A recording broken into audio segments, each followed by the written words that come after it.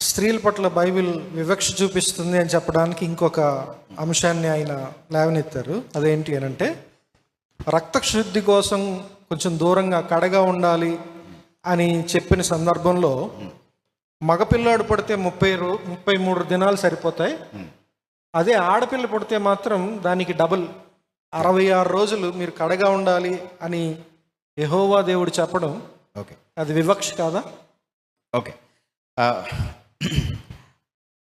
వాస్తవానికి ఇది ఆచార సంబంధంగా శుద్ధీకరణ క్రియలో భాగంగా స్త్రీని కడగా ఉంచడము అయినప్పటికీ కూడా ఇది స్త్రీ యొక్క మేలు కొరకు ఆమె తీసుకోవాల్సినటువంటి విశ్రాంతిని, తర్వాత ఆమె కొత్తగా పుట్టినటువంటి శిశువు పట్ల చూపించాల్సినటువంటి శ్రద్ధను కూడా ఉద్దేశించి నియమించబడినదని ఎవరికైనా సహజంగా అర్థమవుతుంది ఈ నియమం.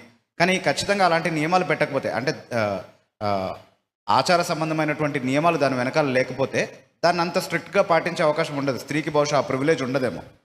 కాబట్టి దేవుడు పెట్టాడు. అయితే ఇక్కడ క్వశ్చన్ ఏంటి అని అంటే, ఆడపిల్ల పుట్టినప్పుడు ఎందుకు మగపిల్లవాడు పుట్టిన దానికంటే కూడా డబుల్ టైంని ప్రిస్క్రైబ్ చేశారు దేవుడు అన్నది ప్రశ్న కదా. అది స్త్రీ పట్ల వివక్ష కాదు కదా, వివక్ష కదా అన్నది కరుణాకర్కి వచ్చినటువంటి సందేహం అనమాట. సో నేను మిమ్మల్ని అడుగుతున్నాను, మామూలుగా ఇప్పుడు మనకు అర్థమయ్యే విధంగా ఒక ఉదాహరణ నేను మీ ముందు పెడుతున్నాను. ఇప్పుడు వర్కింగ్ లేడీస్ ఉన్నారు చాలామంది. ఒక రూల్ ఇలా పాస్ చేశారు అనుకుందాం. ఒకవేళ మగ శిశువు పుడితే 2 months మెటర్నిటీ లీవ్ ఇస్తారు, ఆడ శిశువు పుడితే 4 months మెటర్నిటీ లీవ్ ఇస్తారని అన్నారనుకున్నాం. ఇది స్త్రీ పట్ల వివక్ష అంటారా మీరు, లేకపోతే స్త్రీ కారణంగా మాకు వచ్చిన ఆధిక్యత అంటారా? ఏమంటే ఎక్కువ మెటర్నిటీ లీవ్ రావటము, is it a privilege or is it a discrimination?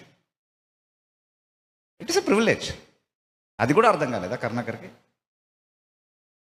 దాన్ని వివక్ష అంటాడు ఏంటండి? అది వివక్ష ఎలా అయింది? How can that ever B discrimination? At least ఈ ప్యాసేజ్ని ఒమిట్ చేసి ఉండాల్సింది ఆయన కదా, because this weekends this case really. How can this ever? చూడండి, మొదటి నుంచి కూడా ఇజ్రాయేలీలు కూడా అన్య దేశాల సాంప్రదాయాలు ఆచారాలతో ప్రభావితమైనటువంటి ఒక సమాజం. కాబట్టి స్త్రీకి ఇవ్వాల్సినటువంటి సరైనటువంటి స్థానం ఇవ్వలేదు అక్కడ. కాబట్టి సామాజికంగా స్త్రీల అప్లిఫ్ట్మెంట్ కోసం ఎలాంటి ప్రొటెక్షన్ వాళ్ళకి కావాలో అవన్నీ కూడా ధర్మశాస్త్రంలో దేవుడు పొందుపరిచాడు. అందులో భాగంగానే మొదటి నుంచి ఒక శిశువు దశలో ఉన్నప్పటి నుంచి, పుట్టినప్పటి నుంచి కూడా ఒక స్త్రీకి ఇవ్వాల్సినటువంటి ప్రత్యేకమైనటువంటి స్థానాన్ని ఇశ్రాయేలీయులకి నేర్పించడం కోసం ఈ ఆచారాన్ని దేవుడు వాళ్ళకి నేర్పించినట్టుగా మనం చూస్తూ ఉన్నాం. ఎందుకంటే డెఫినెట్లీ శిశువుకి ఎక్కువగా అటెన్షన్ ఇవ్వడం, ఒక ఆడ శిశువుకి తల్లి ఎక్కువగా అటెన్షన్ ఇవ్వటం, తర్వాత ఆడ శిశువు పుట్టిన కారణంగా ఎక్కువగా తల్లికి ఒక రెస్ట్ తీసుకునేటటువంటి ప్రివిలేజ్ ఇవ్వడం అనేది నిజంగా స్త్రీ పక్షపాతం. ఇందాక ప్రవీణ్ గారు చెప్పినట్టుగా ఇది స్త్రీ పక్షపాతమే, కానీ స్త్రీ వివక్ష అని ఎక్కడ కూడా కనబడట్లేదు మనకు. వాస్తవానికి పక్షపాతం చూపించాల్సినటువంటి అవసరం ఉండింది అక్కడ. దాన్ని మన చట్టం కూడా ప్రొటెక్టివ్ డిస్క్రిమినేషన్ అని పిలుస్తుంది. There is such a need for a protective discrimination because women are not otherwise protected in certain societies. Okay, so I really don't understand what is Karnakar's problem. Okay, yeah. Okay, brother. Next క్వశ్చన్కి వెళ్దాం. భర్తకు భార్యపై అనుమానం వస్తే పరీక్షలు పెట్టి తనని రాళ్లతో కొట్టి చంపేయమని చెప్పినటువంటి యెహోవా దేవుడు అదే ప్రివిలేజ్ భార్యలకి ఎందుకు ఇవ్వలేదు ఆయన అనేది ఆయన లేవనెత్తినటువంటి ప్రశ్న. ఓకే, అంటే భార్యకి భర్త మీద అనుమానం వచ్చింది అనుకోండి, మరి భర్తలకు ఎందుకు పెట్టమనలేదు అలాంటి పరీక్షలు? ఓకే, భర్తలకి భార్యల పైన అనుమానం వస్తే వాళ్ళని రాళ్లతో కొట్టి చంపించడం కోసం కాదు ఆ పరీక్షలు పెట్టమన్నది. రాళ్లతో అన్యాయంగా వాళ్ళని కొట్టి చంపకుండా ఉండడం కోసం ఆ పరీక్షలు పెట్టమన్నాడు. ఎలాంటి పరీక్షలు పెట్టమన్నాడు? ఉదాహరణకి స్త్రీ పైన ఏదైనా తన భర్తకి అనుమానం వస్తే ఆమెని దేవుని సన్నిధికి తీసుకొచ్చి అక్కడ బలిపీఠం ఎదుట ఉన్నటువంటి ఆ బలిపీఠంలో నుండి తీయబడినటువంటి ఆ బూడిద కలిపినటువంటి నీళ్లు ఆమెకి తాగిస్తే దాన్ని బట్టి దేవుడే నేరుగా ఇంటర్వ్యూన్ అయ్యి ఈ స్త్రీ పాపం చేసిందో లేదో అన్నటువంటి సూచన చూపిస్తాడు అన్నటువంటి ఒక పరీక్ష పెట్టాడు దేవుడు. ఇది సహజంగా ఎక్కడైనా జరుగుతుందా అండి? నీళ్ళు తాగినంత మాత్రాన అక్కడ చెప్పినటువంటి అద్భుతమైనటువంటి ఆ సూచనలు జరుగుతాయా? జరగవు. అంటే స్వయంగా దేవుడే నిర్ధారించి ఈ స్త్రీ పాపం చేసిందని చెప్పకపోతే నీకు రాళ్లతో కొట్టి చంపేటటువంటి అధికారం లేదు ఆ స్త్రీని అని చెప్తున్నాడు దేవుడు. అంటే అన్యాయంగా స్త్రీని అనుమానించడం నుండి స్త్రీని కాపాడడం కోసం చెప్పినటువంటి నియమం అది కూడా. So this is again a protective discrimination for women. ఎందుకంటే నేను ఇందాక చెప్పాను, అక్కడ ఉన్నటువంటి సామాజిక పరిస్థితులు ఎలా ఉన్నాయంటే పురుష పక్షపాత సమాజం అది. కాబట్టి దాని నుండి స్త్రీని కాపాడడం కోసం మాత్రమే ప్రత్యేకంగా దేవుడు పెట్టినటువంటి నియమం అది. స్త్రీ పైన అన్యాయంగా అనుమానించి ఎలాంటి అన్యాయపు చర్యలు స్త్రీ పైన తీసుకోకుండా స్త్రీని కాపాడడం కోసం దేవుడు పెట్టినటువంటి ఒక మంచి నియమం అది. దాన్ని కూడా తప్పుపడితే ఎలాగండి? ఇక్కడ స్త్రీని అనుమానించే హక్కు పురుషుడికి ఇస్తుంది బైబిల్ అన్న ధోరణిలో మాట్లాడడం really it's a foolish analysis అని చెప్పుకోవాలి. అయితే ఇక్కడ నేను కౌంటర్గా కరుణాకరన్ అడిగే ఒక ప్రశ్న ఏంటి అంటే, ఇప్పుడు రావణుడి దగ్గర నుంచి రాముడు సీతను విడిపించుకుని తీసుకొచ్చిన తర్వాత అగ్నిప్రవేశం ఎవరెవరు చేశారండి? సీత మాత్రమే చేసిందా? రాముడు కూడా చేశాడా? కానీ రాముడు కూడా చేయాలి కదా మరి. అంటే సీత మాత్రమే తన శీలాన్ని కోల్పోయే అవకాశం ఉందా? రాముడు అడవిలో అంతకాలము చాలా పవిత్రంగా ఉన్నాడని చెప్పడానికి రుజువు ఏంటి? ఆ అనుమానం ఎవరికి రాదా? రాముడు కూడా అగ్నిప్రవేశం చేయాలి కదా న్యాయ ప్రకారం. కరుణాకర వాదన మనం తీసుకుంటే రాముడు కూడా అగ్నిప్రవేశం చేయాలి కదా, ఎందుకు చేయలేదు మరి? భారతదేశంలో పురుషులకి శీలం ఉండదు కాబట్టి. Oh that is an excellent way of putting it. భారతదేశంలో స్త్రీలకు మాత్రమే శీలం ఉంటుంది, అది మాత్రమే పాడయ్యే అవకాశం ఉంటుంది. కానీ పురుషులకు మాత్రం శీలం ఉండదు. ఎక్సలెంట్. ఓకే, అలాంటి వాళ్ళు మమ్మల్ని ప్రశ్నలు అడుగుతారు వచ్చి బైబిల్ నుంచి. గ్రేట్. బ్రదర్ ప్రవీణ్, మీరు ఏమైనా యాడ్ చేస్తారు? ఇప్పుడు మెయిన్ సమస్య ఏమిటి అని అంటే, ఇప్పుడు ఒకసారి అంటే యుద్ధకాండలో జరిగినటువంటి అంశాన్ని ప్రస్తావించారు బిబు గారు. అయితే యుద్ధకాండలో జరిగినటువంటి దాంట్లో రాముడు ఈ విధంగా అంటున్నాడు. నేను మీకు మెటీరియల్ పంపుతానని చెప్పాను.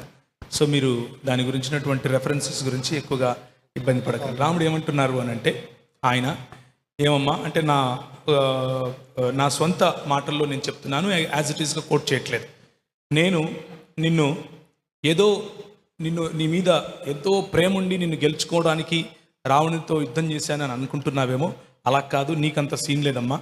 నేను నా కులధర్మం నిర్వర్తించటానికి, నా కులానికి ఉన్నటువంటి గొప్ప విలువను స్థాపించుకోవటానికి, మరియు లోకంలో ఉన్న వాళ్ళందరూ నన్ను ఎక్కడైనా దుమ్మెత్తిపోస్తారేమో దాని నుంచి నన్ను నేను సంరక్షించుకోవటానికి మాత్రమే నేను గెలుచుకొని వచ్చాను.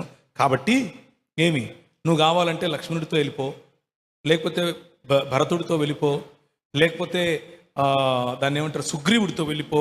అంటే సుగ్రీవుడు ఒక జంతువు కదా, ఒక వానరుడు, మనిషి కాదు, వాడితో వెళ్ళిపో. ఇంకా అది కూడా కాదంటే విభీషణుడు రాక్షసుడితో వెళ్ళిపో, అని నేను మాత్రం నిన్ను ఉంచుకోలేను అంటాడు. అది స్త్రీ పట్ల ఉన్నటువంటి దేవుడికి మర్యాద పురుషోత్తరం శ్రీ రామ్జీ లల్లా విరాజ్మాన్ ఉన్నటువంటి మనసు స్త్రీల పట్ల. ఇప్పుడు మనకు బైబిల్లో ఉన్నటువంటి దేవుడు స్త్రీల పట్ల దాన్ని ఏమంటారు వివక్ష అని అంటే దానికి ఏం సమాధానం చెప్తాం? ఇంకొంచెం ఎక్కువ ఆలోచిస్తే ఇక్కడ దేవుడు స్త్రీలకు పక్షపాత ధోరణి చూపిస్తున్నట్లుగా నాకు కనిపిస్తోంది.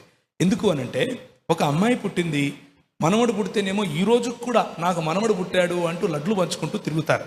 ఆ మనవడిని 10 మంది ఎత్తుకొని తిప్పుతారు. కానీ మనవరాలు పుట్టింది అని అంటే ఎంతమంది అంత సంతోషిస్తారు? ఈ రోజు ఈ ప్రోగ్రెసివ్ వరల్డ్లో కూడా చాలా తక్కువ మంది, నేను లేరు అనట్లేదు, తక్కువ మంది అంత సంతోషిస్తారు.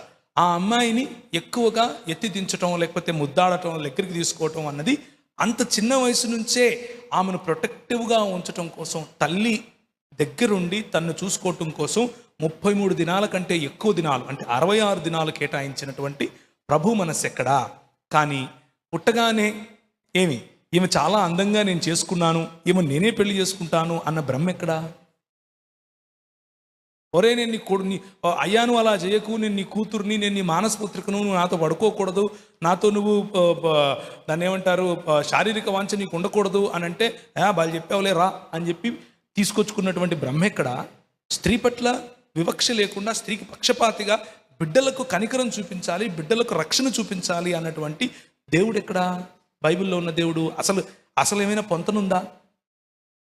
ఇంకొక చిన్న మాట చెప్తాను మీకు. రేణుకా ఎల్లమ్మ అని గుళ్ళు ఎక్కడైనా కనిపిస్తుంటాయి, మీకు చూసి ఉంటారు. అంటే మీకు అర్థమవటం కోసం చాలా స్థానిక పురాణాలు తీసుకుంటున్నాను. రేణుకా ఎల్లమ్మ కథ ఏంటంటే, ఒకసారి దాన్ని ఏమంటారు జమదగ్ని అనే ఆయనకు భార్య ఉంటుంది. ఆమె గంధర్వుడు వచ్చాడు అని గంధర్వుని పట్ల మనస్సు పడింది అని ఈయనకు అనుమానం వస్తుంది. కేవలం ఏమొస్తుంది?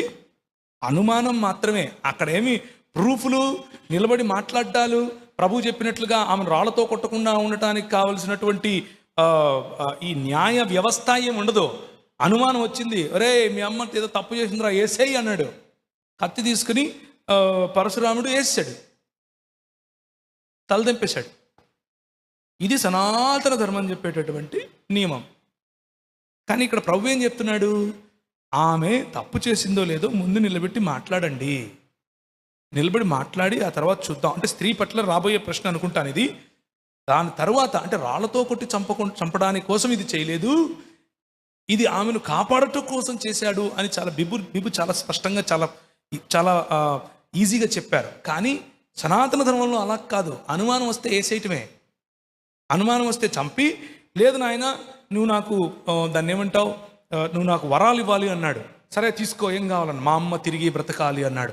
అరే ఎట్లయితుందిరా ఇప్పుడు, మళ్ళీ కష్టం కదా అంటే, అది గదిగో ఎల్లమ్మ పోతా ఉంది, నల్లగా ఉంది, లావుగా ఉంది, దాని తల తీసేసి మీ అమ్మ తలకాయ పెట్టు అన్నాడు. ఆమె బట్టలు ఇప్పుకొని పరిగెడుతూ ఉంటే, అందుకే ఈ జోగిని వ్యవస్థ వచ్చింది, అందుకే జోగులాంబ అన్న గుడి ఉంది. అందుకని ఆ చంద్రగుట్ట అనే చోటుకి వెళ్ళి 1986లో ఒక ఎన్టీ రామారావు గారు సపరేట్గా ఒక ఇది చేయాల్సి వచ్చింది.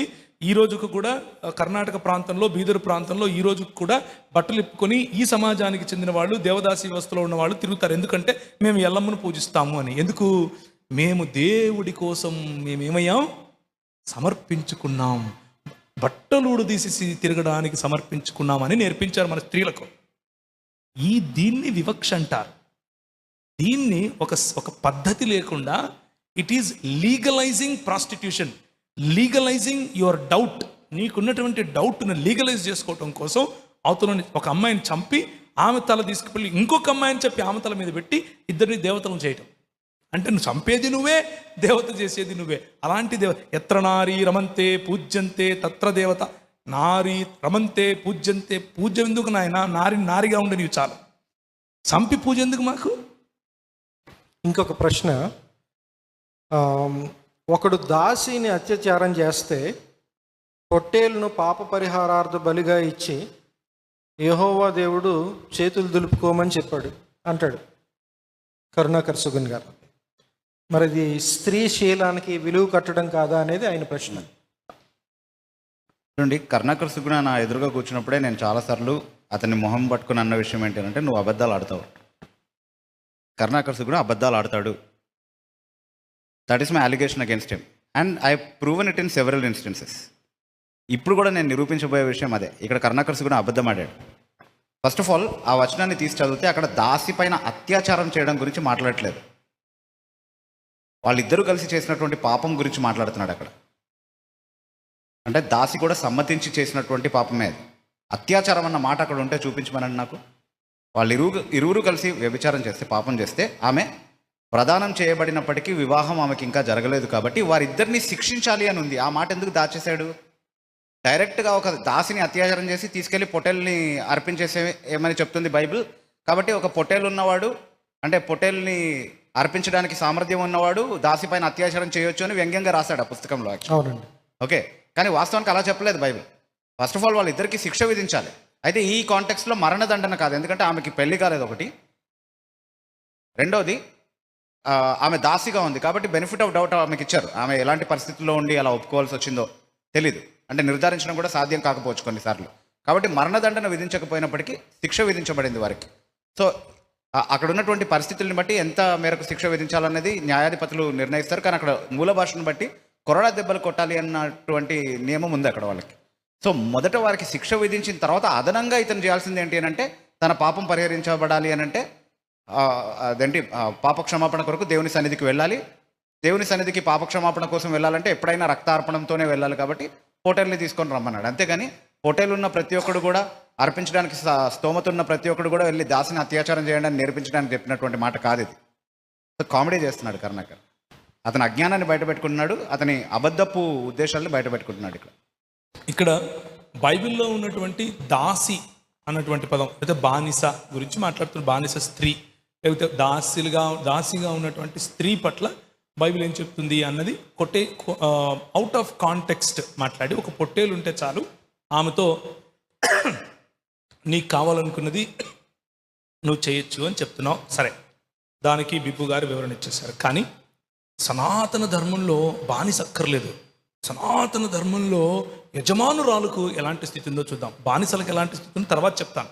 నెక్స్ట్ సెక్షన్ నాకు తెలిసి బానిసత్వమే అనుకుంటాను, అప్పుడు మాట్లాడుకుందాం. యజమానురాలకు ఎలాంటి సిచ్యువేషన్ ఉంటుందంటే, అసలు దేవుడు ఈ ఈ యజమానురాలైనటువంటి స్త్రీని ఎందుకు సృష్టించాడు అని అంటే, దేవుడు శ్రీమద్ భాగవతం 3:31-40 ప్రకారంగా కేవలము పిల్లలు కనడానికే సృష్టించాడు. కేవలము వారి పాపభూయిష్టమైనటువంటి పుట్టుక వారిది. అలాగే వారి యొక్క నేచర్ అంటే వారికి ఉన్న స్వభావం ఏంటంటే, పురుషులను లైంగికంగా వారిని టెంప్ట్ చేయటానికే దేవుడు వారిని సృష్టించాడు. ఇది నేను సొంతంగా చెప్పట్లేదు, కావాలంటే రాసుకోండి. మనుస్మృతి 2వ అధ్యాయం 213, 214. వాల్మీకి రామాయణం అరణ్యకాండ సర్గ 45:29-30 వరకు. Women by nature are crooked, fickle, divide of religious knowledge and bring about difference between father and son. అంటే స్త్రీ వాడు పురుషుడైతే చాలు, వాడు తండ్ర, తమ్ముడా, కొడుక, అన్న తేడా ఉండదు. వీళ్ళకి ఒకే ఒక్క ఉంటుంది, వీళ్ళకి కామ కోరిక మాత్రమే ఉంటుంది అనేది వాళ్ళ పుస్తకాలు రాస్తాయి. నేను చెప్పేది బానిసల గురించి కాదు, యజమానురాళ్ళ గురించి ఏం రాసుకున్నారో చెప్తున్నాను. బానిసల గురించి తర్వాత చెప్తాను కదా. ఇక దేవి భాగవతంలో 1:15-1-67 వరకు. The fools do not understand how the women suck the blood out of a person. అంటే ఒక వ్యక్తి నుంచి రక్తం ఎలా తాగుతాయో స్త్రీలు, వాటి గురించి మీకు తెలియదురా నాయన అంటూ ఉపదేశం చేస్తున్నాడు. Testimony of a women is invalid. ఒక స్త్రీ గనక సాక్ష్యం ఇస్తే అది పనికిరాదు. Women are equivalent to dogs and pigs. Women in her menses are equivalent to dogs and pigs. Women divide of intellect. వారికి తలకాయలు ఉండవు, బుర్రకాయలు ఉండవు, కేవలము వాళ్ళు పిల్లలు కనే మెషిన్స్ మాత్రమే. Women should not be given freedom. ఏమంటున్నారంటే, ఏదో ఒక రకంగా వారిని బిజీగా పెట్టండి, లేకపోతే మీ తలకాయలు తినేస్తారు. Women is not to be allowed to stay independently. వారు స్వాతంత్రంగా ఉండటానికి వీలు లేదు. నేను చెప్పట్లేదు. గరుడ పురాణం 1వ అధ్యాయం 115-163. తర్వాత విష్ణు స్మృతి 25:12-13. Not to act by her self in any matter to remain subject. ఆమె కేవలము బానిసగానే ఉండాలి, క్రిందనే ఉండాలి. ఎవరు? యజమానురాలు గురించి మాట్లాడుతున్నారు. యజమానురాలకు చూడండి ఎన్ని ప్రివిలేజెస్ ఇచ్చాడో వాళ్ళ దేవుడు. Women is a child production machine. Womens are bad luck. వీళ్ళు మనకు పట్టిన ఒక కర్మ. Beat women. గరుడ పురాణం 1:109-31 వరకు. Wicked persons, artisans, slaves, defiled ones, drums and women are softened by being beaten. వాళ్ళని లొంగ తీసుకోవాలంటే తన్నటం ఒకటే మార్గం అని చెప్తున్నాడు. ఇది యజమానురాళ్ళకు ఉన్నటువంటి ఉన్నతమైన స్థితి. Board from studying Vedas to perform sacrifice and to worship. వేదాలు చదవద్దు, యజ్ఞాలు చేయొద్దు, పూజలు చేయొద్దు. ఈ రోజుకు కూడా స్త్రీలు ఎంటర్ కానటువంటి ఎన్నో మందిరాలు, ఎన్నో దేవాలయాలు మన దేశంలో ఉన్నాయి, కొత్త ఏం కాదు. కాబట్టి అంటరాని వాడికి స్త్రీకి తేడా లేదు. కేవలము ఆమె పని ఏంటి? పిల్లలను కంటం, అలా ఉంచటం. Women are sex maniac. నేను నా సొంతంగా ఏదో చర్చిలో కూర్చుని అబ్యూజివ్ వర్డ్స్ వాడుతున్నాను అని అనుకోండి. నాకు out of love for these words నేను వాడట్లేదు. I'm reading you from their own scripture. Skanda పురాణము 7వ అధ్యాయం 1:101-28 వరకు. On seeing an excellent man the excellent. నేను చదవలేనవి, అంత దరిద్రంగా ఉంటాయి ఇక్కడ. స్త్రీ జాతికి ఉన్నటువంటి ఔన్నత్యం చెబితే మనం ఈయన చెప్తేనే నేర్చుకోవాలి. ఎందుకు అనంటే ఈయన వచ్చినటువంటి సనాతన ధర్మం అంత గొప్పగా వర్ణిస్తుంది. వాళ్ళ సొంత భర్తలను కూడా చూస్ చేసుకోలేనటువంటి, వాళ్ళకు నల్ల, తెల్ల, పొడువు, పొట్టి అన్న తేడా లేకుండా మొగోడైతే చాలు వెళ్ళిపోతారు అని రాసుకున్నారు. డిరాగటరీ రిమార్క్స్ వారి గురించి రాసుకున్నారు. ఇదంతా బానిస స్త్రీల గురించి కాదండి. ఒక పొట్టేలుంటే అనుభవించడం గురించి మాట్లాడట్లేదు.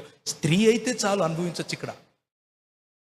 అక్కడ ఒక పొట్టేలుంటే బానిస స్త్రీని చంపొచ్చు, అనుభవించవచ్చు అని చెప్పారు కదా. ఇక్కడ పొట్టేలు కూడా అవసరం లేదు. నువ్వు మొగోడు అయితే చాలు, అవతల స్త్రీ ఉంటే చాలు, నీకంతా లైసెన్సే. ఇంతకంటే ఏం మాట్లాడాలంటావు? థర్డ్ పార్ట్కి వద్దాం బ్రదర్. బానిసత్వం గురించి. బానిసల పట్ల బైబిల్ వివక్ష చూపిస్తుంది, లేకపోతే యెహోవా దేవుడు వివక్ష చూపిస్తున్నాడు అని చెప్పడానికి ఆయన ఎన్నుకున్న 3 భాగాల్ని మీకు ప్రజెంట్ చేస్తాను. అందులో మొదటిది ఏంటంటే దాసుల్ని ఆస్తిగా దేవుడు చెప్పడం. ఓకే. అదొక ప్రాపర్టీగా వాళ్ళని చూడడం అనేది వివక్ష కింద, అంటే బైబిల్ బానిసత్వాన్ని ప్రోత్సహిస్తుంది అని చెప్పడానికి రుజువుగా చూపించాడు ఆయన. రెండవది, ఒకడు తన కుమార్తెను దాసిగా అమ్ముకోవచ్చు అని యెహోవా దేవుడే స్వయంగా చెప్పడం. అదొక ఉదాహరణ, బానిసత్వాన్ని యెహోవా దేవుడు ప్రోత్సహిస్తాడు అని చెప్పడానికి. మూడోది, ఒక బానిసని యజమానుడు కొట్టాడు అనుకోండి, అతడు చనిపోతే అప్పుడు యజమానుడు శిక్ష విధిస్తారు. కానీ పొరపాటున వాడు బ్రతికితే, దెబ్బలు తగిలి బ్రతికితే వాడికి శిక్ష విధించకపోవడం అనేది బానిసల పట్ల యజమానులకి చూపించే వివక్ష కదా. ఈ 3 అంశాలను బట్టి బైబిల్ బానిసత్వాన్ని ప్రోత్సహిస్తుంది అని రుజువు చేయడానికి కరుణాకర్ సుబ్రన్ గారు ప్రయత్నం చేశారు. ఓకే. సో మొట్టమొదటిగా అసలు బానిసలు ఆస్తి, యజమాని యొక్క ఆస్తి అని బైబిల్ ఏ భావంలో చెప్పింది అనేది మనం అర్థం చేసుకోవాలి. ఈ బానిసల గురించి ఒక పూర్తి అధ్యాయం ఉందండి. బానిసలకు సంబంధించినటువంటి చట్టాలు ఎలా ఉంటాయో దాన్ని వివరించడానికి నిర్గమకాండం 21వ అధ్యాయంలో కరుణాకర్ తీసుకున్నటువంటి ఉదాహరణలు కూడా ఆ అధ్యాయంలో నుండే తీసుకున్నాడు. Same chapter, right? ఆ సేమ్ చాప్టర్లోనే ఈ వచనాలన్నీ కూడా చూపించాడు. సో 21వ అధ్యాయంలో బానిసలు ఆస్తి అని చెప్పినప్పుడు మనం అర్థం చేసుకోవాల్సింది ఏంటి అంటే, మొట్టమొదట 21వ అధ్యాయం 16వ వచనంలో ఉన్నటువంటి నియమం ఏంటి అని అంటే, ఎవరు కూడా ఒక బానిసని, ఒకసారి చదువుతారా మాట?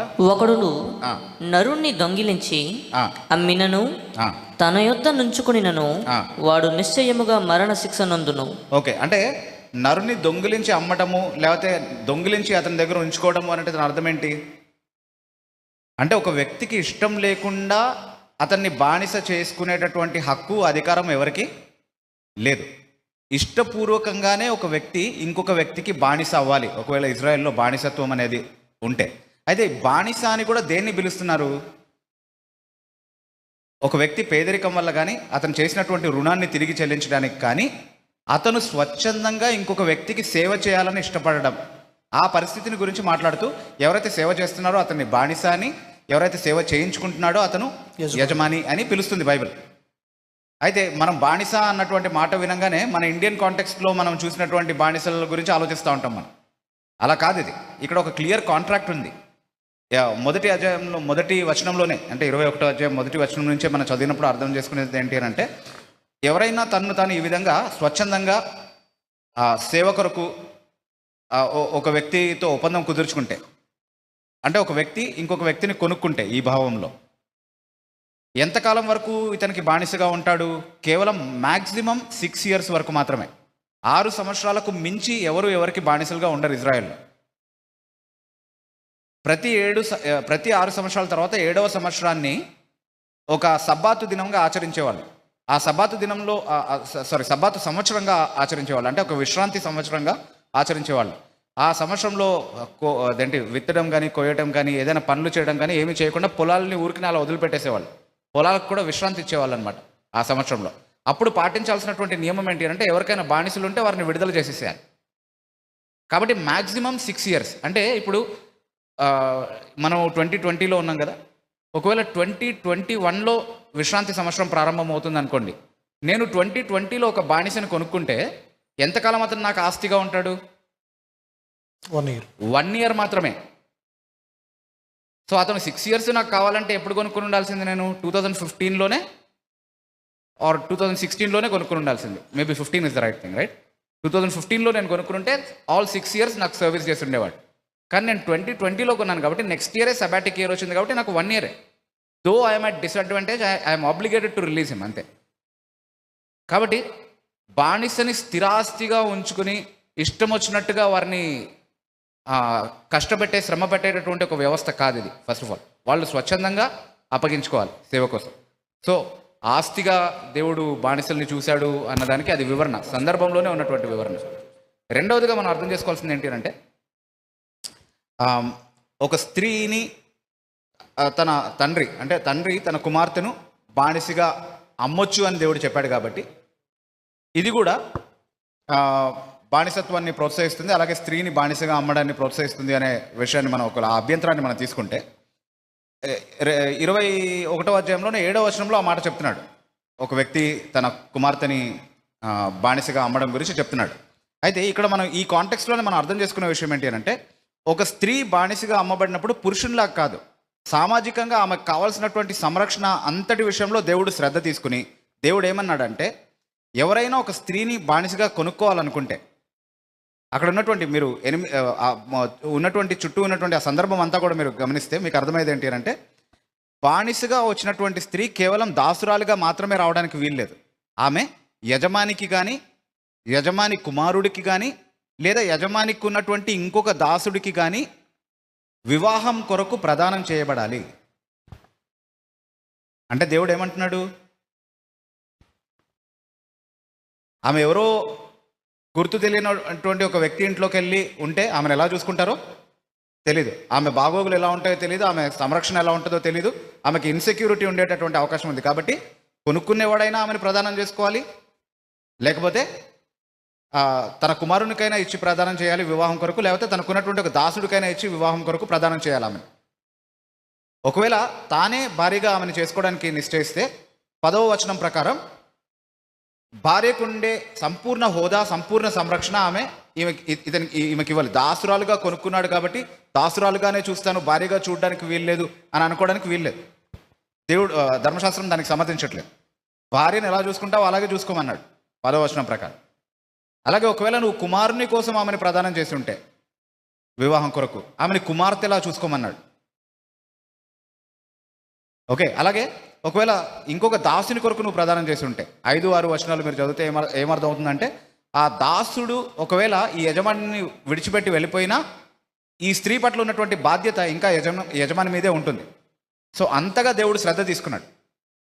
కాబట్టి చాలా జాగ్రత్తగా చేసినటువంటి నియమం. ఈ రిస్క్ అంతా తీసుకోవడానికి ఇష్టమైనటువంటి వాడే ఒక దాసురాలిని కొనుక్కోవాలి, లేకపోతే ఒక స్త్రీని బానిసగా కొనుక్కునే అవకాశమే లేదు ఇజ్రాయెల్లో. That is the condition. Okay, తర్వాత మూడోదిగా ఇంకేమన్నారు అంటే యజమానుడు దాసుని కొడితే చనిపోయినప్పుడు శిక్ష విధించవచ్చు. ఓకే, కానీ పొరపాటును బ్రతికాడు అనుకోండి, ఓకే, శిక్ష విధించడానికి లేదు అనే భాగాన్ని చూపించాడు ఆయన. అసలు అలా చెప్పింటే బాగుండేది కండి, అలా కూడా చెప్పలేదు. యాక్చువల్లీ నేను ఆ పుస్తకంలో చదివి నాకు అర్థమైనంత వరకు కరుణాకర్ దాన్ని ఎట్లా వక్రీకరించాడంటే, ఒకవేళ దాసుడిని కొట్టినప్పుడు చనిపోతే శిక్ష విధించాలి, 1-2 రోజులు బ్రతికిన తర్వాత చనిపోతే అప్పుడు శిక్ష విధించనక్కర్లేదు అని చెప్పాడు కరుణాకర్. అలా వక్రీకరించి ఏమన్నాడంటే, కాబట్టి మీరు దాసుని కొట్టేటప్పుడు చాలా జాగ్రత్త, బాగా గట్టిగా కొట్టండి, కానీ కనీసం 2-3 రోజులు బతికేటట్టుగా చూసుకుని కొట్టండి అని వ్యంగ్యమాడాడు అనమాట కరుణాకర్. కానీ కాంటెక్స్ట్ని మీరు గమనిస్తే చూడండి, 17వ వచనం నుంచి 21వ వచనం వరకు ఉన్నటువంటి కాంటెక్స్ట్ ఏంటి అంటే, ఒక వ్యక్తి ఇంకొక వ్యక్తిని కొట్టడం కారణంగా ఆ వ్యక్తి చనిపోతే ఏ నియమాలు పాటించాలి, చనిపోకపోతే ఏ నియమాలు పాటించాలి అన్నటువంటి విషయాన్ని గురించి మాట్లాడుతున్నాడు. అది సందర్భం. అక్కడ ఏమంటున్నాడంటే, ఒకవేళ ఈ కొట్టినటువంటి వ్యక్తి దాసుడు కానటువంటి వ్యక్తిని అవుతాయి, అంటే ఒక బానిస కానటువంటి వ్యక్తి చనిపోతే కొట్టడం కారణంగా ఇతనికి మరణదండన విధించాలి. కానీ ఒకవేళ అతను చనిపోకుండా 2 రోజులు 3 రోజులు బ్రతికాడు, మంచాన పడ్డాడు, తర్వాత రికవర్ అయిపోయాడు అని అంటే అప్పుడు ఏం చేయాలి? కేవలం ఆ 2-3 రోజులు అతను నష్టపోయినటువంటి, అతను సంపాదించుకోగలిగినటువంటి జీతం ఏదైతే ఉందో దానికి మాత్రమే కంపెన్సేషన్ ఇవ్వాలి. కంపెన్సేషన్ అంటే పరిహారం, రైట్? నష్టపరిహారం ఇవ్వాలి. అలాగే అతను బాగు చేయడానికి అవసరమైనటువంటి సొమ్మంతా కూడా అతనికి చెల్లించాలి. అది నియమం. సరే, ఒకవేళ బానిస విషయానికి వస్తే, చనిపోయినటువంటి వ్యక్తి బానిస అవుతే చంపాడు కాబట్టి ఖచ్చితంగా శిక్ష విధించబడాలి యజమానికి. ఎవరినైనా చంపితే శిక్ష ఏంటి అని అంటే మరణదండన మాత్రమే ధర్మశాస్త్రం విధిస్తూ ఉంది, హత్య చేస్తే ఎవరినైనా. కాబట్టి దాసుడిని చంపినా యజమానికి విధించాల్సింది మరణదండనే. కానీ 1-2 రోజులు బ్రతికితే ఏంటి పరిస్థితి అంటే, ఆ వ్యక్తి బ్రతికితే దాసుడు కాకపోతే నష్టపరిహారం చెల్లించాలన్నాడు. కానీ దాసుడు బ్రతికితే నష్టపరిహారం కూడా చెల్లించాల్సినటువంటి అవసరం లేదు. ఎందుకంటే నష్టం ఎవరికి కలిగింది? దాసుడు మంచాన పడడం వల్ల యజమానికే కలిగింది, రైట్? నష్టం యజమానికి కలిగింది. ఇప్పుడు దాసుడు వెళ్ళి పొలంలో కానీ అతని వ్యాపారంలో కానీ అతను చేయాల్సినటువంటి పనులు చేయకపోతే నష్టం వచ్చింది యజమానికి. కాబట్టి నష్టపరిహారం ప్రస్తావన తీసుకురానక్కర్లేదు, కానీ అతను చనిపోతే మాత్రం మరణదండన విధించాలన్నటువంటి నియమం చాలా స్పష్టంగా ఉంది అక్కడ. కానీ అతడు 2-3 రోజులు బ్రతికి లేదా 1-2 రోజులు బ్రతికిన తర్వాత చనిపోతే అప్పుడు అతన్ని శిక్షించండి అని ఉందా అక్కడ వచనంలో? ఉంటే చూపించమనండి కరుణాకర్ని. So this is again clearly misrepresentation, వక్రీకరణ అంతే. ఓకే, సో దాసులకు సంబంధించి బైబిల్ చెప్తున్నటువంటి నియమాల్లో ఎక్కడైనా అన్యాయం కనిపించిందా మీకు? చాలా న్యాయంగా దాసుల అదేంటి సంరక్షణ, వారి పోషణ, ఇవన్నీ కూడా శ్రద్ధ తీసుకుని దేవుడు తయారు చేసినటువంటి నియమం. They're the most secured and safe under the laws of God even though they're slaves. కేవలం నామన్ క్లేచర్ మాత్రమే, బానిస అన్నటువంటి యజమాని అన్నటువంటి పదజాలం వాడినప్పటికీ వాళ్ళకి పని చేస్తున్నటువంటి ఒక ఇంట్లో లేదా పని చేస్తున్నటువంటి ఒక స్థలంలో ఉండాల్సినటువంటి అన్ని సంరక్షణల విషయంలో, వారి పోషణ విషయంలో తగిన జాగ్రత్తలు తీసుకోవాలని నిర్దేశించేటటువంటి చట్టాన్ని దేవుడు తయారు చేసి ఇచ్చాడు వాళ్ళకి. So there is absolutely no discrimination against slaves in the Bible. Thank you brother.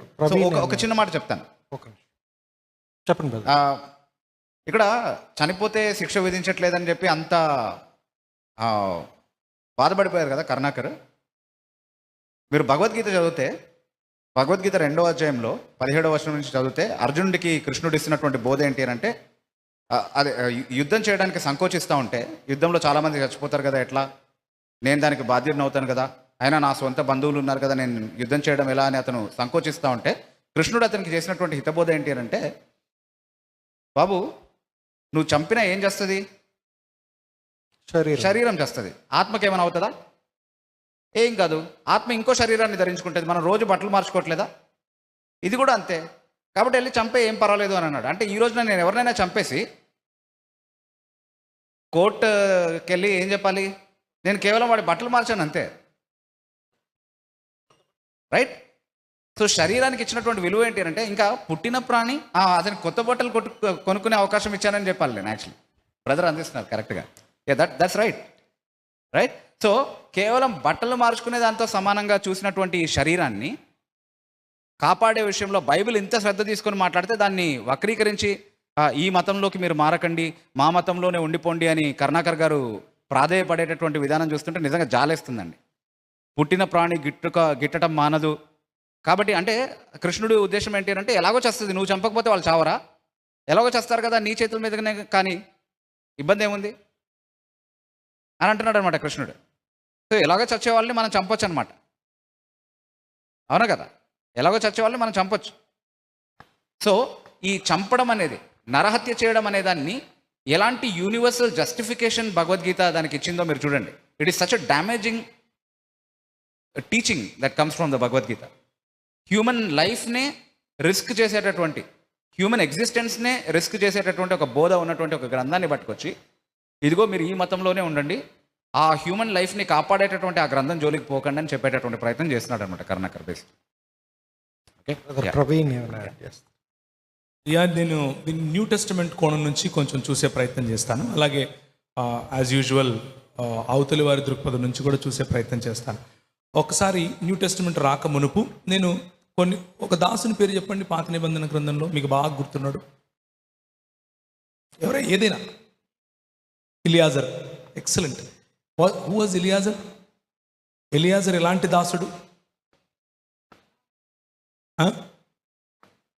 Abraham ప్రార్థన చేస్తూ అంటాడు, ఏమయ్యా దేవా నాకు పిల్లలు లేరు, ఇక నా ఆస్తంతా ఎలియాజర్కేనా అంటాడు. ఎలియాజర్ ఎవరు? దాసుడు. దాసుడైనటువంటి ఎలియాజరుకు ఈయనకు పిల్లలు లేకపోతే ఆస్తంతా ఎవరికి సంక్రమిస్తుంది? అది మన దేవుని లా. మతిపోయి మాట్లాడతారు ఇలాంటి వాళ్ళు, తెలియక, సమగ్రత తెలియక.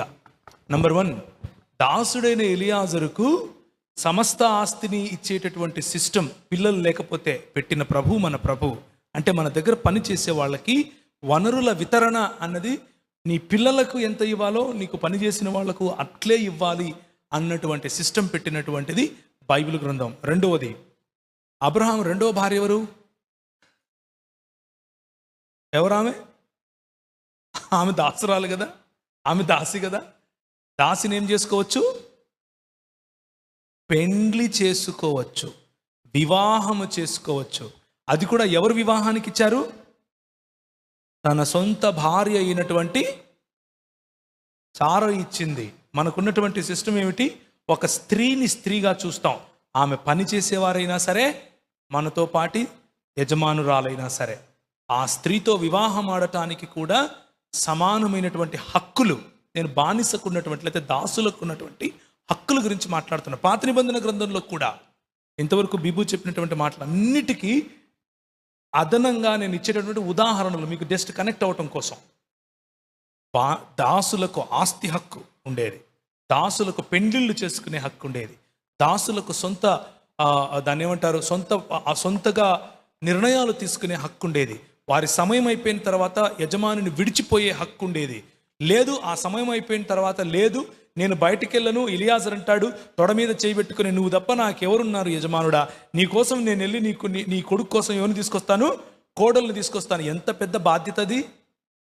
దాసులకు ఇచ్చినటువంటి బాధ్యత, దాసునికి ఉన్నటువంటి హక్కులు, దాసునికి ఉన్నటువంటి స్థానం బైబిల్ గ్రంథంలో అది. సో వీరు దాసులంటే వీళ్ళ మనసులో ఎలాంటి దాసుడు అన్న పదం వాడగానే ఎలాంటి ఐడియా వస్తుంది అంటే, వీళ్ళకు మూతికొక ముంత కట్టుకోవాలి, నడుంకొక చీపురు కట్టుకోవాలి, వాడు నడుస్తూ ఉంటే వాడి కాళ్ళు కూడా చెరిపేసుకుంటూ వాడే వెళ్ళిపోవాలి, వాడి నీడ పడితే కూడా నాకు మైలవుతుంది, వాడిని దాసుడన్నాం, వాడి దస్సుడన్నాం, వాడి నాగుడన్నాం, వాడిని రాక్షసుడన్నాం అని వీళ్ళ సంస్కృతిలో ఏదైతే దాసుడు అన్న నిర్వచనం ఇచ్చారో దాన్ని బైబిల్ మీదకి పెడుతున్నాడు ఆయన.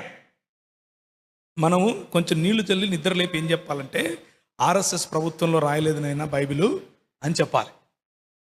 ఎందుకంటే అక్కడ దాసుడు అంటే పనివాడు, ఇక్కడ దాసుడు అని అంటే నాకు ఊడిగం చేసేవాడు, నా ముందు చెప్పులు ఇప్పాలి, నెత్తిని పెట్టుకోవాలి. న్యూ టెస్టిమెంట్లో నుంచి చెప్తాను కదా, 1 తిమోతి చాప్టర్ 1 వర్స్ 10, 8 నుంచి ఉంటుంది యాక్చువల్గా. ఎవరెవరికి దేవుని రాజ్యము సంతరించదు, అయినను శ్రీమంతుడగు దేవుడు నాకు అప్పగించిన ఆయన మహిమగల సువార్త ప్రకారము ధర్మశాస్త్రము ధర్మ విరోధులకును అవిధేయులకును భక్తిహీనులకును పాపిష్టులకును అపవిత్రులకును మతదూషకులకును పితృహంతకులకును మాతృహంతకులకును నరహంతకులకును వ్యభిచారులకును పురుష సంయోగులకును మనుష్య చోరులకును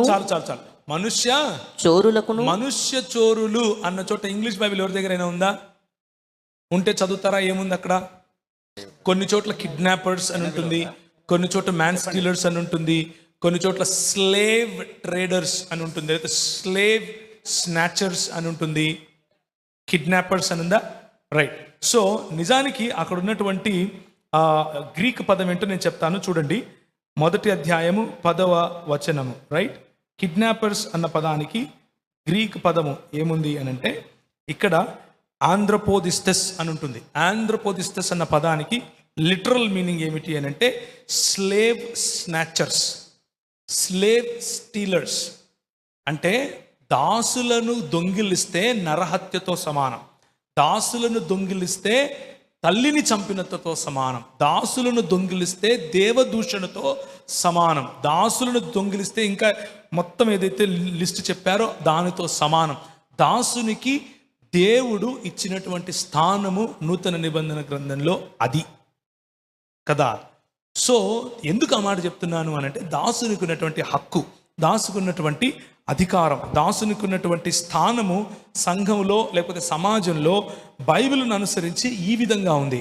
కానీ వీరు మనకు బోధించేటటువంటి ఈ సమాజంలో ఎటువంటి స్థానం ఉంది? Chapter 8 and verse 415 of Manusmriti. మనుస్మృతిలో 8వ అధ్యాయము 415 ప్రకారము 7 రకాల దాసులుంటారు. 7 రకాల దాసులుంటారు. మొదటిది వార్ క్యాప్టివ్స్, అంటే యుద్ధంలో గెలుచుకున్నవారు.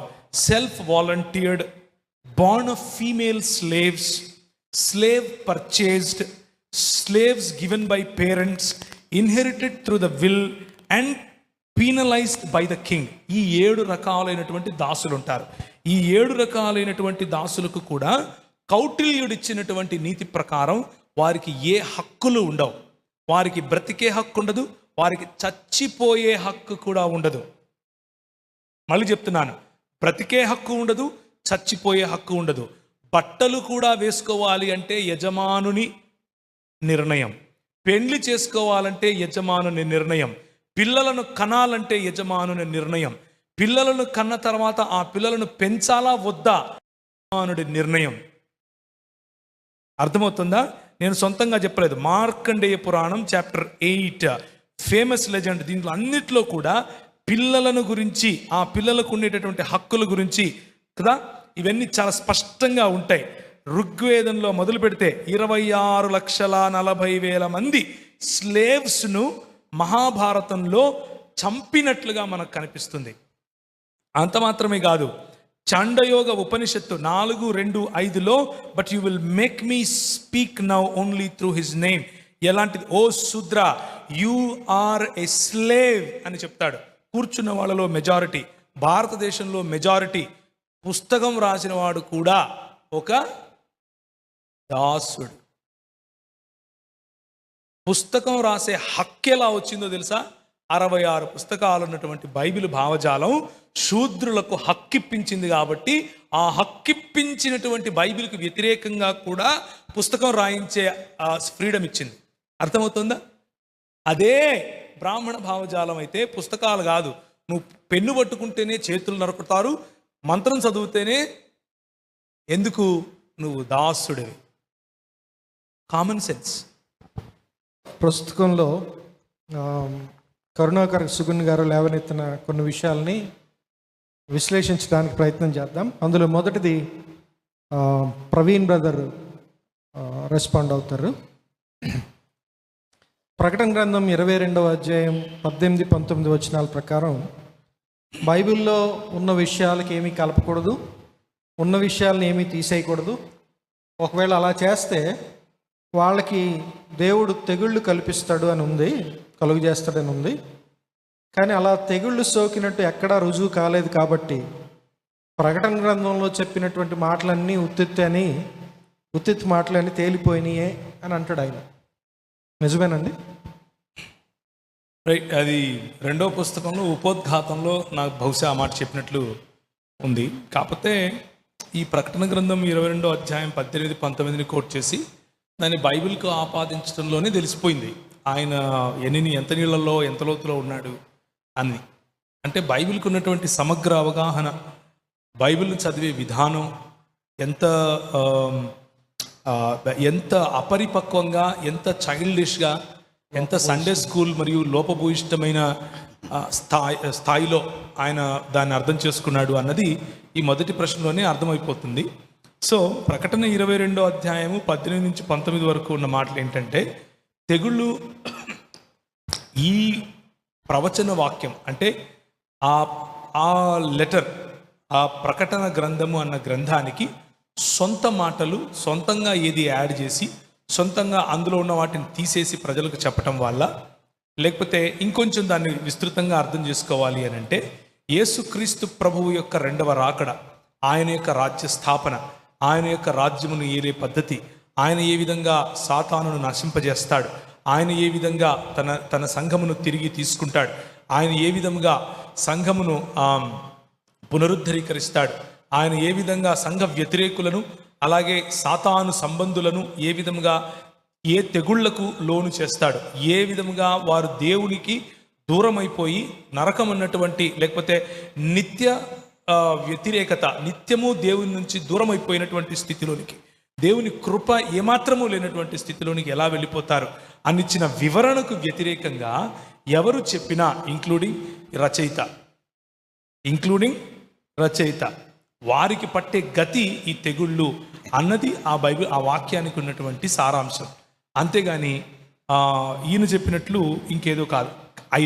ఒకవేళ అయినా కానీ ముందు ఎవరు బైబిల్కు ఏమి ఆపాదించి చెప్తున్నారు అన్న ప్రిమిసెస్ లేకుండా, ఎవరు వక్రీకరించి మాట్లాడుతున్నారు అన్న ప్రిమిసెస్ లేకుండా, అసలు ఎవరికి తెగుళ్ళు రాలేదు వచ్చాయి అన్నటువంటి సర్వే ఏమైనా ఈయన చేశాడా, ఈయన ఏమైనా దాన్ని ఏమంటారు తెగుళ్ళ నివారణ కేంద్రం ఏమైనా పెట్టుకున్నాడా, ఇలాంటివి ఏమి అంటే ఏంటి ఈ స్టేట్మెంట్ వెనకున్నటువంటి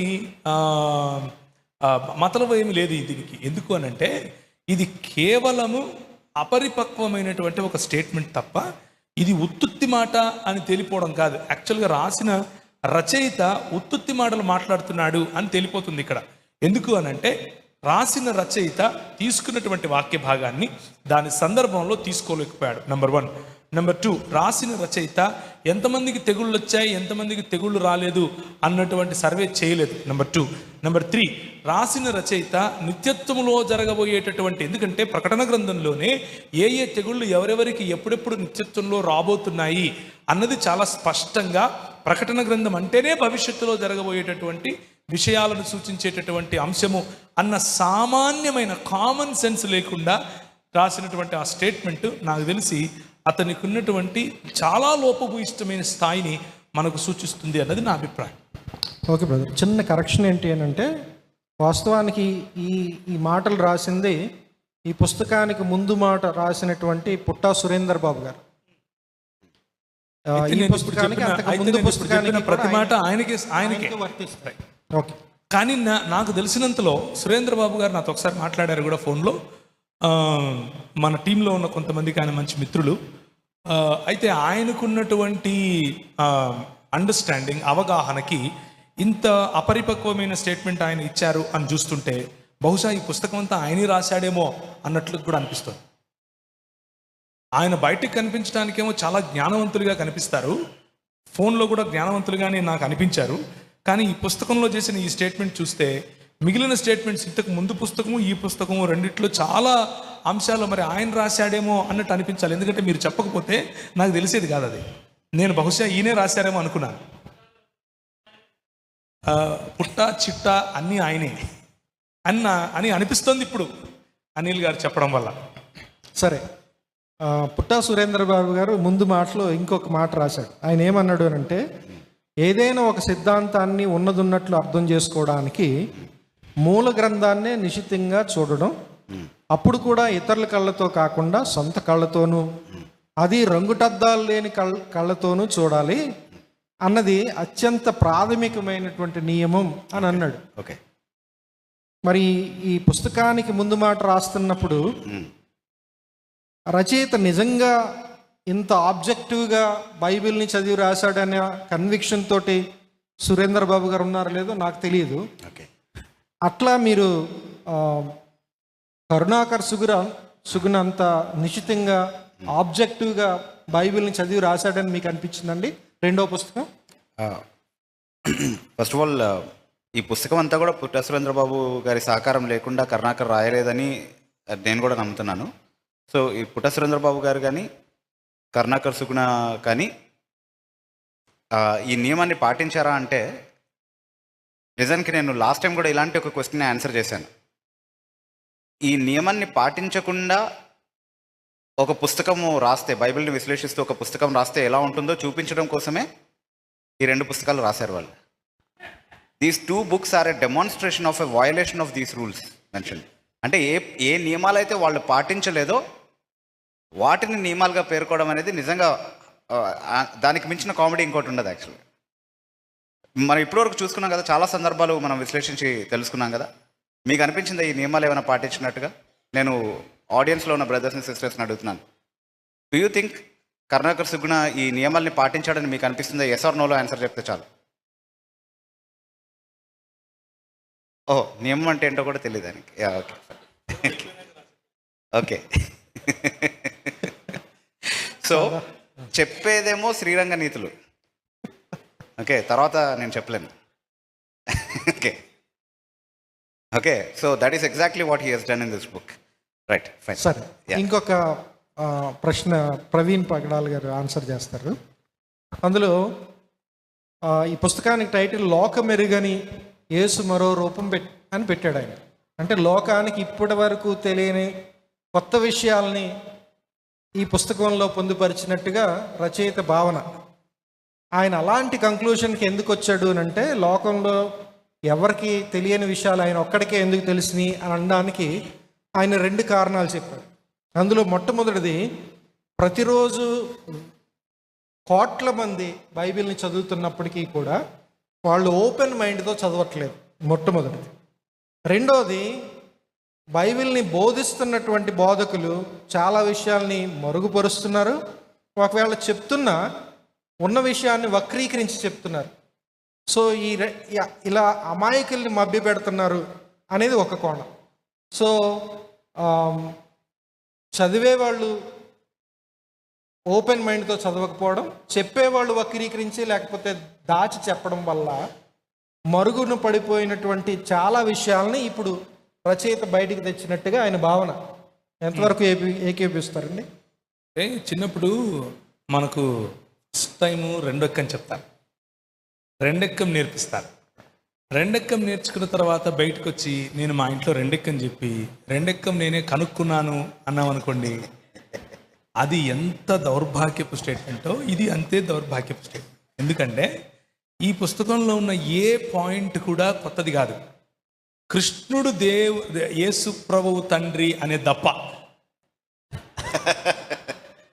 కృష్ణుడు యేసు ప్రభువుకు తండ్రి అయి ఉంటాడు అనే తప్ప ఇదొక్కటి ఆయన నాకు తెలిసినంత వరకు రచయిత ఎవరిని అప్పు తెచ్చుకున్నాడో తెలియదు, కానీ ఇంతవరకు ఎవరూ చేయని సాహసం.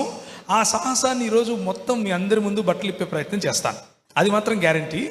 కానీ ఇక్కడ ప్రతిరోజు బైబిల్ చదివే వాళ్ళు కోట్ల మంది ఉన్నారని ఒప్పుకున్నాడు చూసారా, దానికి నేను చాలా సంతోషిస్తున్నాను. కేవలం ఆంధ్ర ప్రాంతం తెలంగాణ ప్రాంతంలోనే కనీసం 1 కోటి మంది ఉంటారండి. సరే, భారతదేశం అంతా కలిపితే ఉంటారా?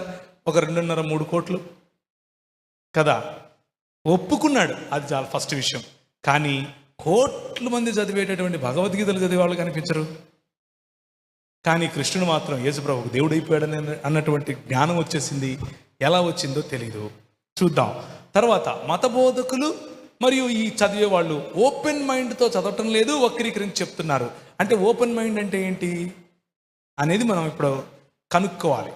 ఎందుకు అనంటే క్రైస్తవులు ధైర్యంగా అందరిలోకి వెళ్ళి బైబిల్ పంచుతున్నారు. క్రైస్తవులు బైబిల్ ఇచ్చి ఫలానా చోట ఫలానాది రాసుంది అని చెప్తే ప్రజలు తీసి చూసి చదివి మాట్లాడుతున్నారు. ఇక ఓపెన్ అంటే ఏంటి? బైబిల్ ఓపెన్ చేసి మనసు ఓపెన్ చేసి చదివి చెప్పడమే కదా.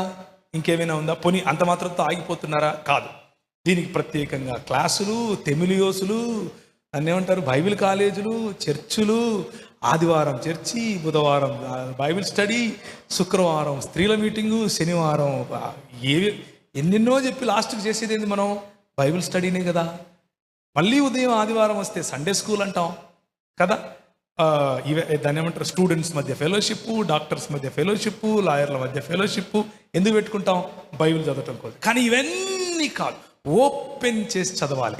ఏం ఓపెన్ చేయాలో చూడాలి. ఇప్పుడు ఏం ఓపెన్ చేస్తే బైబిల్ అర్థమవుతుందో, ఏం ఓపెన్ చేస్తే మరి ఈయన తలకాయలో ఉండేది మనలోకి ట్రాన్స్ఫర్ కొడతాడో చూద్దాం. ఇప్పుడు మనం ఏం ఓపెన్ చేసి చదివింటే ఈయనకు బైబిల్లో కృష్ణుడు కనిపించాడో కూడా చూడాలి కదా. ఏం ఓపెన్ చేస్తే యేసు ప్రభువుకు కృష్ణుడు దేవుడు తండ్రి అయ్యాడో అనేది కూడా చూడాలి. నాకు కూడా చాలా వింతైనటువంటి, ఇంకా నేను ఏం ఓపెన్ చేసుకోవాలి అని ఆలోచిస్తున్నాను.